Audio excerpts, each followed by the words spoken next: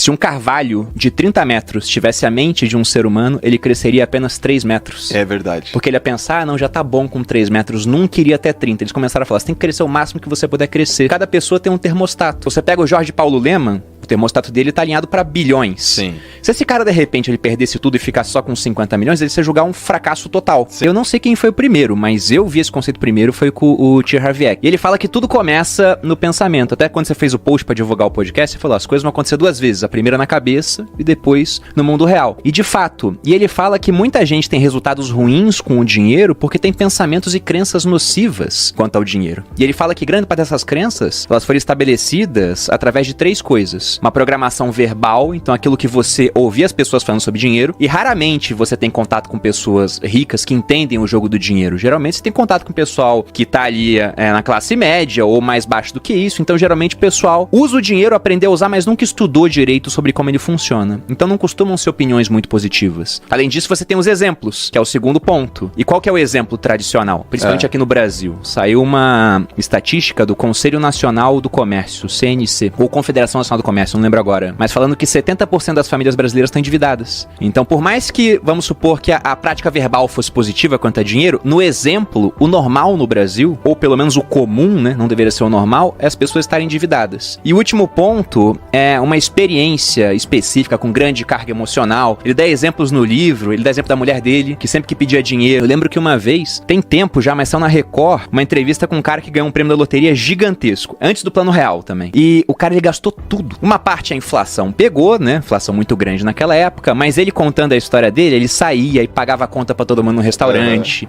Ele não lavava roupa. Ele comprava roupa, sujava, jogava fora. O carro dava um problema, só tinha que trocar óleo aos 10 mil. Ele andava até os 30, o óleo virava uma graxa, fundiu o motor. Ah, tá bom, deixa o carro aí. Então o cara, ele desperdiçou tanto dinheiro que no final ele ficou sem nada. E aí perguntaram pra ele, qual é o seu arrependimento? Ele falou, não ter comprado uma casa pra minha mãe. Eu falei, meu Deus, o cara ganhou um prêmio gigantesco, não comprou um imóvel pra família dele. Então é esse o ponto, né? Ele fala, você não tem crenças alinhadas, você nunca vai conseguir acumular patrimônio. E aí ele fala pra você identificar esse teu modelo de dinheiro. Porque esse seu modelo não é seu, ele só foi passado pra você. Então o ponto é que você não é uma gravação, que ele diz, você é o gravador. Se essa gravação não tá boa, você deleta e grava uma nova. Dinheiro traz felicidade, né? Você não acha que amor é mais importante que dinheiro, né? Ou saúde. Ele coloca isso aqui, uma coisa, pode fazer 2 coisas ao mesmo tempo, né? Não confunde as coisas. Ele fala, até o livro tá marcado nessa parte. É uma fala, um princípio de riqueza, né? Porque eles têm os arquivos mentais e dentro dos arquivos da explicação tem certos princípios. Tem uma hora que ele fala isso, é um arquivo onde ele diz, as pessoas ricas acreditam que podem ter ambas as coisas. A pessoa de mentalidade pobre, e ele sempre bota mentalidade pobre, porque às vezes você hoje não tem dinheiro, você se julga pobre, mas a tua cabeça não é de pobre. Você já tá com os arquivos mentais corretos. Então, daqui a 5 anos, tua situação tá muito diferente. Agora tem o cara que tá com dinheiro hoje, mas a mentalidade dele ainda é de pobre. Daqui a 5 anos, você vai ter que trocar de lugar com ele, né? O cara com mentalidade boa cresce, o outro decresce. É a questão do termostato que ele fala financeiro.